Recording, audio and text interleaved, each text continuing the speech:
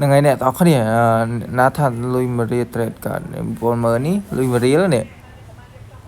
ចឹងលុយមួយរៀលដាក់ដកតាមខ្ញុំក៏បានដែរនឹងហើយអត់ជាបញ្ហាទេបើតបងប្អូនចង់ដាក់ដកហ្នឹងហើយចឹង USC មួយរៀលនេះគឺស្មើ100សេន110និយាយទៅ100មួយរៀលស្មើ100សេនចឹងឥឡូវខ្ញុំ trade ខ្ញុំប្រើលក្ខសារនោះថា 0.01 នេះឃើញលុយ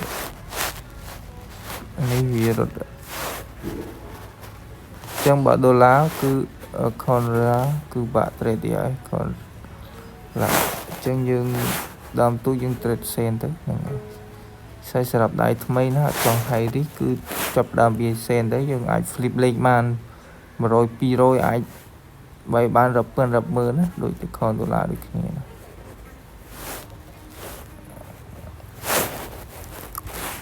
ចឹងយើង scalping ខ្លីៗទៅស្រួលកាត់ចំណេញកាត់អីចឹងណារៀល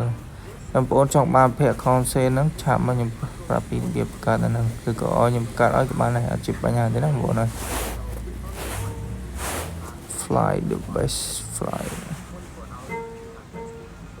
នេះវាថ្ងៃព្រឹកយើង trade rebalance ទីផ្សារឡើងចុះថ្ងៃ rebalance